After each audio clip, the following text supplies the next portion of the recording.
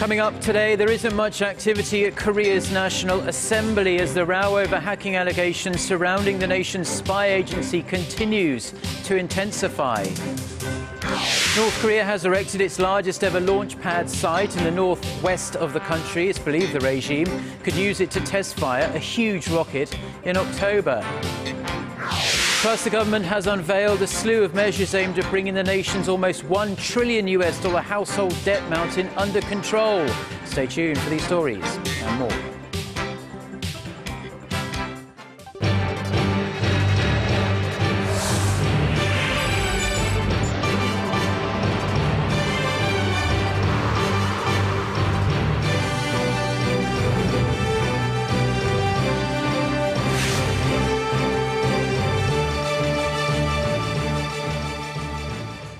Hello, it's noon on Wednesday, the 22nd of July. You're tuned into our midday newscast here on Arirang TV. Thank you for joining us. I'm Mark Broome. We begin at the National Assembly, where there are growing concerns that July may come and go with no further progress in a slate of pressing legislation as the deadlock over a spy agency hacking scandal drags on.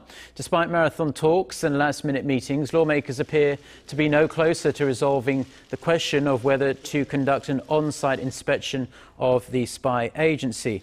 Now, the spy agency is under fire for allegations that it used a sophisticated hacking program to meddle in the 2012 presidential election. With lawmakers mired in this scandal, the ruling Senator Party is worried that a bill for a budget supplement to help cover damages related to the MERS outbreak may not be approved this week as planned, as it had wanted. The main opposition, New Politics Alliance for Democracy, is calling for a drastic cut to the supplement and is urging the government to raise the corporate tax rate to reduce the fiscal deficit. North Korea has finished construction of a long-range missile launch pad near its border with China. South Korean military and intelligence sources say the 67-meter-tall launch pad, located in the country's northwestern Pyeongbuk-do province, is an upgraded version of a pre-existing launch pad that was 50 meters high. They predict the upgraded launch site will enable North Korea to fire a long-range missile twice the size of the 30-meter-long Una-3 rocket it launched back in 2012.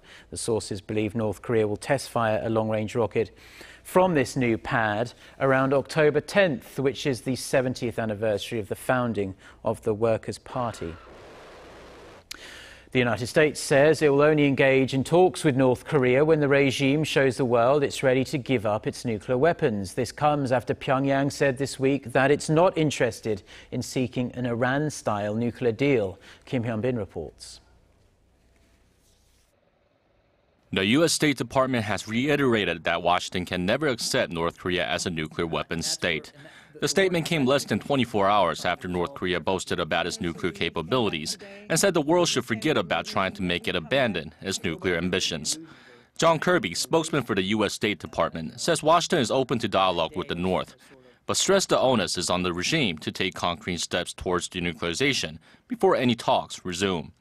Also on the diplomatic front, Washington's special envoy for the six-party talks on North Korea's nuclear program will visit South Korea, China, and Japan starting later this week. Sources in Washington say Sidney Seiler will embark on his trip to Asia from July 25th. His first stop is Seoul. Seiler is expected to discuss strategies with his counterparts to deal with North Korean provocations. However, there's a widespread view the long-stalled six-party talks are unlikely to resume anytime soon, as North Korea continues to refuse U.S. demands that it first take clear and verifiable steps to show it's ready to scrap its nuclear program. Kim Hyun-bin, Arirang News. The nominee to become the next Chief of Staff of the U.S. Army has identified North Korea as one of a handful of nations that pose a threat to American national security. General Mark Milley made the remark on Tuesday during his confirmation hearing with the U.S. Senate Armed Services Committee. Milley, however, identified Russia as the greatest threat due to its nuclear arsenal and hostile behavior since 2008. He said Russia was the only country on earth that retains the nuclear capability to destroy the United States, as well as Russia and North Korea. The nominee also singled out China, Iran and the Islamic State militant group as potential risks to the US. US President Barack Obama in May nominated Milley to become the next Army Chief of Staff. If confirmed, Milley will replace General Ray Odierno. Civic groups from the two Koreas will meet on Thursday to discuss a possible joint Liberation Day celebration on August 15th. An official at Seoul's Unification Ministry says the government has approved the planned meeting between the two groups. It's scheduled to take place in the North Korean border town of Kaesong.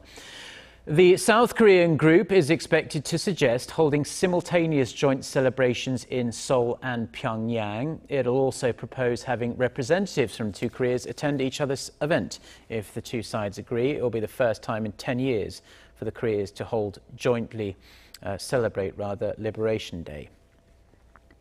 The competition between Japan and China has long been seen as a struggle between a mature power and a rising one. But now, with China's robust economy and Japan's remaining rather stagnant, things may have moved to a different stage. Now, Son Jung-in has more.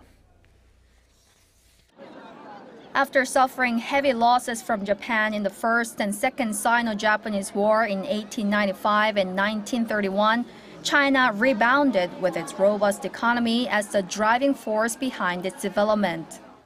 In 2010, China's GDP totaled $5.88 trillion, surpassing that of Japan for the first time and making it the world's second largest economy. Then, due to a broad decline in the Japanese yen and a major rally in Chinese equities, the total value of China's stock market also surpassed Japan's late last year to snatch the number 2 spot in the world after the US. And with the launch of the Asian Infrastructure Investment Bank, China is becoming a dominant force in the global economy. In terms of military power, China is also gradually increasing its already substantial lead over Japan. China's defense spending for the People's Liberation Army will total $144 billion this year.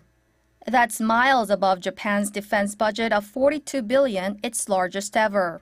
In the numbers game, Beijing has 2.3 million soldiers and 660,000 armed police, while Tokyo's defense forces amount to only 1/10 of that. And according to UK-based military affairs magazine Jane's Defense Weekly, Japan will soon have to give up its position as the world's second strongest navy to China for the first time this year. China's rapid progress in the IT industry is also worthy of note, while Japanese IT companies like Sony and Sharp are falling behind. The latest trend has made many experts believe that the competition between Japan and China is in fact over. Son Jung-in, Arirang News. Now, a senior US diplomat expects Japanese Prime Minister Shinzo Abe to include a clear apology for the country's past atrocities in his war anniversary statement next month. After a discussion at the Center for Strategic and International Studies on Tuesday, US Assistant Secretary of State Daniel Russell told reporters that Abe should find a way to, quote, give voice to the feelings of remorse, end quote, as the Japanese people feel and have demonstrated. As of now, most watchers think Abe's upcoming statement marking the 70th anniversary of Japan's defeat in World War II is unlikely to include an apology. The statement is considered a second chance for Abe to apologize for Japan's wartime aggression, including its sexual enslavement of Korean and other Asian women. During his visit to the US earlier this year, Abe expressed what he said was deep remorse for his country's role in the war, but stopped short of offering a clear apology. Japanese Prime Minister Abe's plummeting approval ratings have been confirmed by the country's right-wing media. Japan's conservative newspaper Sankei Shimbun and Fuji News Network carried out a telephone opinion poll last weekend to gauge the levels of support for Abe following his forcing through of controversial security bills, which will allow Japan to expand its military role overseas. The poll found Abe's support rate had dropped nearly 7 percentage points to 39%. His disapproval rating jumped 10 percentage points to 53%. This is the first time, in fact, since he took office in December 2012, that Abe's disapproval rating has exceeded his approval rating in polls conducted by the right-leaning Daily. The Korean government has rolled out plans to tackle the country's staggering household debt, currently standing at around $950 billion US. But experts have questioned whether these measures will be enough to contain the debt and prevent possible financial turmoil. Shin Se-min reports. The Korean government and related authorities have unveiled a set of ambitious measures to help contain household debt while promising to maintain policies that will bolster economic growth. While bank loans have helped spur the housing market, the new measures will ensure household debt does not drag down the economy. The measures involve tightening the screening process for borrowers and stepping up monitoring of second-tier banks that are subject to looser financial regulations. The Financial Services Commission also said it would restructure loans to encourage borrowers to pay back the principal and the interest rather than just the interest, and drop the ratio of amortized loans to 45% of total bank lending by the end of 2017. Korea's overwhelming borrowing spree has been triggered by eased regulations on loans for real estate and the country's record low interest rate. But experts say the high debt levels do not yet represent an imminent threat.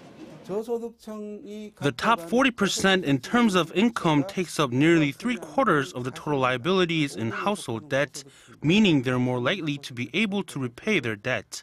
In other words, it's not a serious issue. But the bigger problem lies with borrowers in the lower income brackets. The new debt measures fail to address those that have already taken out loans and are struggling to make ends meet, an issue that needs to be addressed with an eye to the long term. Labor market reforms must accompany the household debt measures, because improving people's ability to repay their debts can only be done by raising wages. Experts say that while the new debt plans are a step in the right direction, it's necessary to strengthen the lending and repayment system to ensure it is less vulnerable to risks from home and abroad, including the possibility of a rate hike in the U.S. Shin Se-min, Arirang News. Now, internal reserves held by Korea's top 30 conglomerates grew nearly 6% on year in the first 3 months of the year. The rise comes despite government efforts to levy tax on excess cash. Now, data from market tracker CEO Score shows 268 affiliates of the country's top 30 firms held combined internal reserves of more than $616 billion at the end of the first quarter. That's up 5.7% or $33 billion from a year earlier. Now, Korea's top two conglomerates, Samsung Group and Hyundai Motor Group, accounted for 80% of the increase. Of the 30 groups, 21 reported a rise in their internal reserves, while 8 reported a drop over the cited period. The hike indicates an improvement in the firm's financial health, but experts say it also indicates that they have been reluctant to make new investments. Samsung Electronics has once again easily maintained its position as the world's largest smartphone vendor. Industry tracker TrendForce says the Korean firm claimed nearly 27% of the global market share in the second quarter. Apple came in second, with its shipments accounting for 16%, followed by Chinese manufacturers Huawei and Xiaomi. Samsung's market share remained unchanged from the previous quarter, but Apple's slumped from the more than 20% share it posted in the first quarter. Now, 304 million smartphones were shipped globally in the second quarter. That's up around 2% from the previous quarter. TrendForce expects the worldwide smartphone market to grow 8% this year. Construction of a large-scale oil refinery project in Kuwait will kick off soon, and Korean builders are right in the thick of the bidding action. There's hope some lucrative contracts will boost Korea's construction business in the Middle East in the second half of the year. Gwon-swa reports. It's expected to be the biggest overseas construction project of the year for Korean builders, even after a few bumps in the road. The so-called new refinery project in Kuwait overcame a hurdle after bidding started in March, when estimates for the cost of the project had to be revised upward, changing the bidding process. But Korean builders and the Ministry of Land, Infrastructure and Transport said Wednesday the Kuwaiti government cleared the new budget last week and will select and notify the winners soon. There is a high chance that Korea will win the bid for a large portion of the project, as it has put up the lowest bid for 4 out of the 5 available packages. The total cost to Korean builders is expected to be almost $13 billion. Italy and India are more likely candidates for the 4th package, but a rebid has been scheduled in case they fail to come to a compromise, so Korean builders are next in line. Korean builders haven't had a great showing in the Middle East in the first half of the year, with the region accounting for just 27% of overseas projects. That's less than $7 billion out of roughly $25.8 billion in orders. The less than rosy performance has been attributed to the drastic fall in global oil prices. But with the order from Kuwait just around the corner, the latter half looks much brighter on the construction front. Kwon So-ah, Arirang News.